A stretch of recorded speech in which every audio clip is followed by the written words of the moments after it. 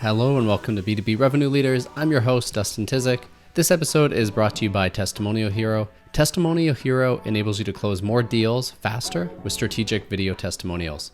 On today's episode, I'm joined by Ryan Staley, who is the founder and CEO at WhaleBoss. We deep dive all about AI and how it's impacting marketing and sales. We talk a bit about what he sees coming up next in that space. And then we finish off with focusing on referrals and how in the current environment, they're such a strong channel.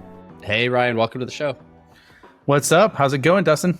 It's going well. So we're gonna be talking about a topic that everyone's talking about right now, but I think you have some unique insights on, which is AI, how it's changing things. It's moving fast. So I'm sure when we release this in 3 weeks, there'll be a bunch of new stuff at that point anyways. But let's start with a big question. I'd love to start with how has things changed for you in the past month and a half with Chat GPT coming out, AI? How are you implementing that in your go-to-market strategies? Yeah, so I would say it's a lot longer than that in terms of the AI path. I got switched on from a founder I was talking to in November about DALL-E, which is the text to image. And so that's how I got exposure to basically OpenAI. And then from there, I started working with Chat GPT. So I guess it's kind of makes me a dinosaur if I've been working with it for whatever, 7 months now or 6 months, 7 months by the time this gets released. And so the really unique thing about it is that gave me a lot of access and exposure to it. And so I'm one of those people that I hate wasting time, right? I absolutely hate wasting time. I'm very results driven. And so it was a natural flow with me to basically just dictate the outcome and result that I want, and then have someone execute it for me, and then just give it tactical instructions. And so what I decided to do after starting to use it, and then I started to learn a lot about different people and industry leaders. And so one of the things I started to do is just soak up as much talks and things like that and content on it. And what I realized is the reoccurring theme that I kept hearing is literally this is going to be the single biggest change in mankind history because of how fast it's going to happen and the result that it's going to create. And so I'm like, all right, I have to make a dedicated effort to this. And so basically I took a 30-day challenge with myself where I'm going to spend an hour and a half each day just on it and learning it outside of what I was using before. And then what happened is that started to unlock different use cases for me, for my clients, for the business space that I started to get really excited about. And then I started sharing on it on LinkedIn. And then that's when stuff started really, really taking off. Nice. And I imagine, it probably started a bit more rudimentary because you're new to it. You're testing out, summarize this, craft me an email. And I'm sure now it's a lot more advanced, both from your own understanding and just the tech is moving incredibly fast. So how has that evolved for you? What were some of those early use cases that really kicked it off? Well, I think for anybody listening to this, anybody on the revenue side, whether you're in marketing or you're in sales, or even if you're a CEO or founder, just start using it, right? That's step one. And I guess real simple use cases is I would kind of give it garbage in, garbage out. I'm like, okay, give me this, right? And I'm like, oh, well, the response kind of sucks. And then I look and I'm like, well, my question kind of sucked, right? Yeah. So then I kept refining it, and I started to define and orchestrate what I call a master prompt method. And so there's there's a more, I should say, advanced version of what I'm telling you, but there's really 3 core components to it, right? And the first one is act in the voice of, or I want you to take this frame of experience. And so that could be with someone with 30 years experience creating unicorns, if you're looking at SaaS advice, or it could be someone who's known as an expert that you well respect. So that's step one. Step two is a framework that you wanted to utilize specifically. And that framework could be for example, copywriting. It could be IDA, that copywriting format. It could be a sales methodology like MEDDIC, whatever you have as a frame of reference of a framework. So you have the person or the experience, then the framework. And then the third part of it is the structure, right? Of how you want that orchestrated and structured. And so that could be in bullet points. That could be in less than 200 words. That could be in an email sequence. And so just by utilizing those 3 kind of components, you could easily start to really put together killer prompts and things that used to take maybe 8 hours that you can get done in 20 or 30 minutes if you just keep working with it. Yeah, 100%. We've been doing a similar thing. Actually, this is more of a marketing use case I'll mention, but we're a video company. We record video testimonials. We get this 45-minute transcript with a ton of content, and our customers often write a case study, and it's time consuming. They got to go through and figure out the notes, etc. So we have prompts that will just spit out a case study that's 80% of the way there, save them hours of work. So it's kind of a similar thing on the sales side, right? Where maybe you probably have a human intervention at the end to polish it up, make it a bit more natural. But like you said, saving those hours and hours of prep, research, like repetitive tasks. Yeah, exactly. Like you nailed it. It's one of those situations where like that's a perfect example of it. You refine it and work it. So it'll get you there. Yeah, definitely. And then, that's, I think, a great framework. And then I'm sure there's a bunch of stuff you're looking forward to coming out. So there's people talking about, Auto GPT, all the integrations to it. Copy AI is doing a bunch of stuff. I'm curious where you see that next spark going and what you see coming down the pipeline here. Well, as of today, plugins are not released yet. So plugins are alpha or beta right now. And so what that's going to do is unlock a lot of new use cases because it's going to be interconnected with web and services. And so that's going to open up a lot of opportunities. I think that's like the biggest step.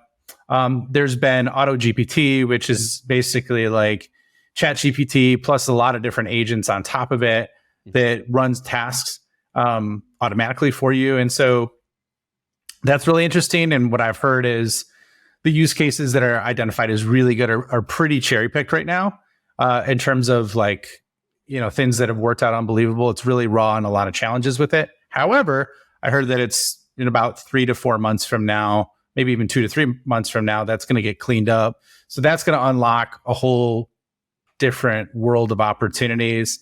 And then, like plugins as well, like Zapier is one of the initial plugins. And so that's going to create a lot of opportunities to integrate into it. So that's more like the tactical aspect of it. In terms of what we're looking at more from like an outcome and usage perspective, I think it's going to create a world of opportunity of just a lot of more, like realistically like Jarvis, where from Iron Man, where you dictate what you want and then all the tasks are done for you to create that output. So that's kind of where I see as the big opportunity. Yeah, so I guess I agree with that, by the way. But follow up to that is a lot of people are probably freaking out like, oh, there goes my job. You know what I mean? Like, I think people were freaking out with this years ago, but with autonomous driving, for example, and that never really came to fruition yet, maybe down the road. This seems to be moving quicker. So I think, copywriters are worried. Assistants, like executive assistant types, are worried as well. So for people who are maybe a little weary of it, and rightfully so, how do you see that human interaction going? Like, what skill set should people focus on so that they can use this as an opportunity rather than having it, be a detriment?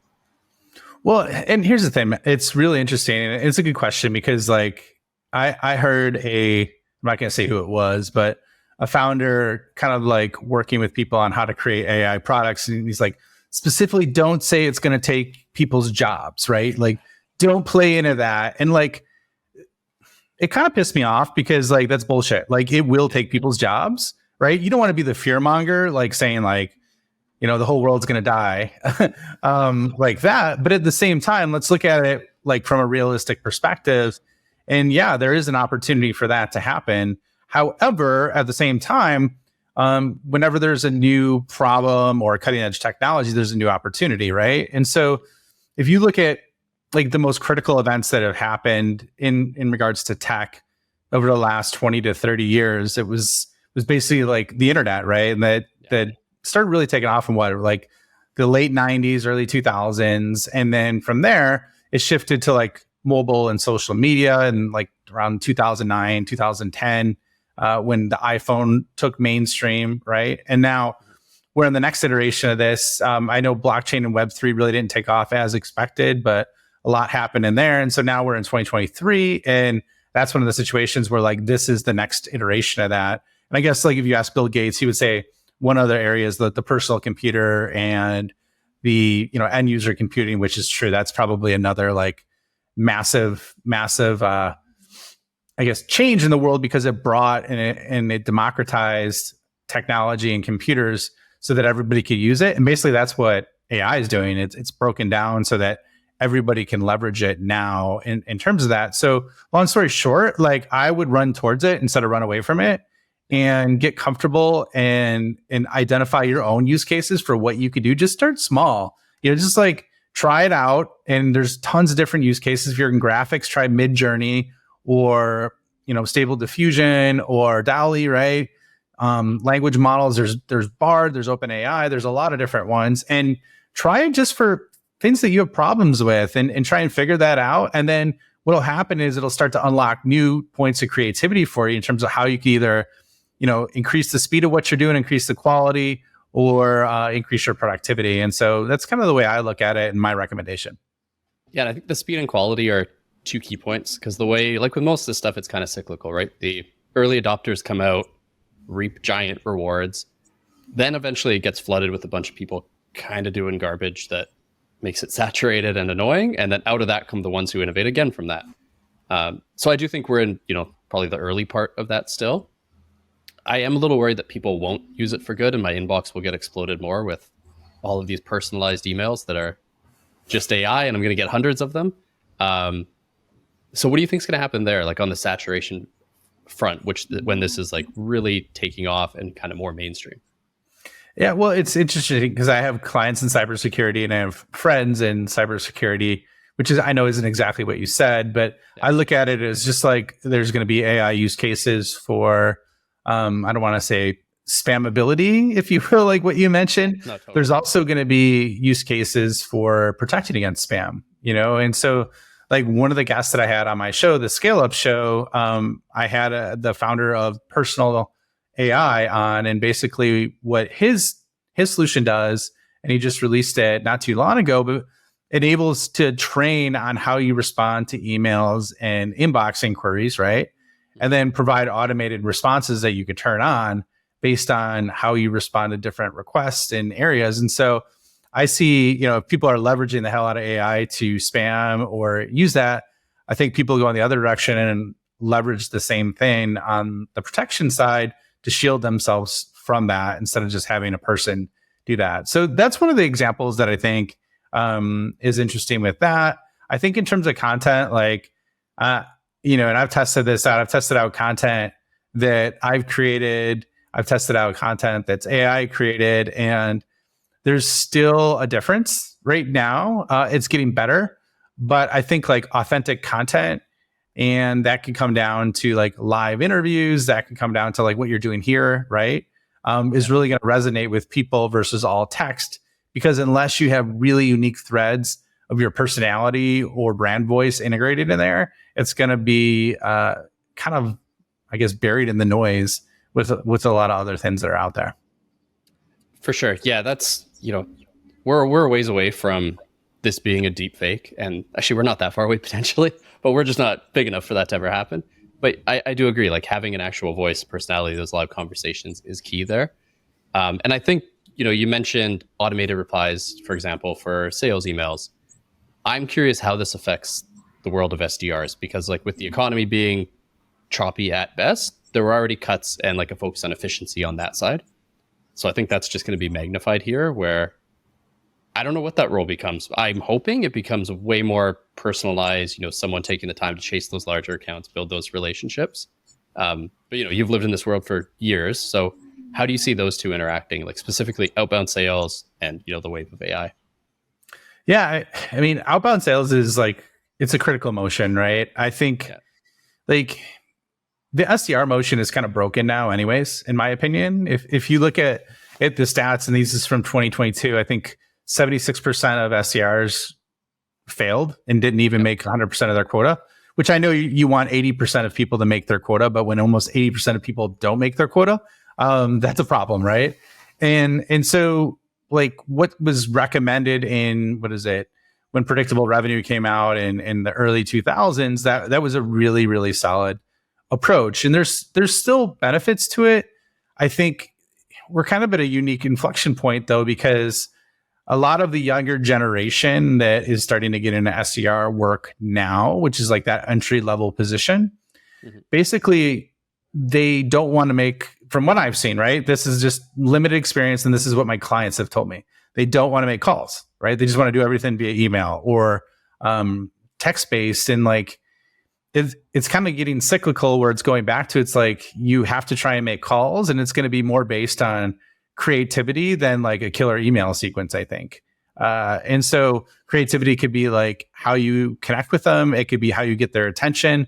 And I know that mimics kind of what's happening today, but I think with spam blockers, on the phone and then on the email, it's going to be harder and harder for that model to work. So you definitely need to leverage a change in that. And one of the things that I'm pretty passionate about that I think cuts through that noise is referral-led growth.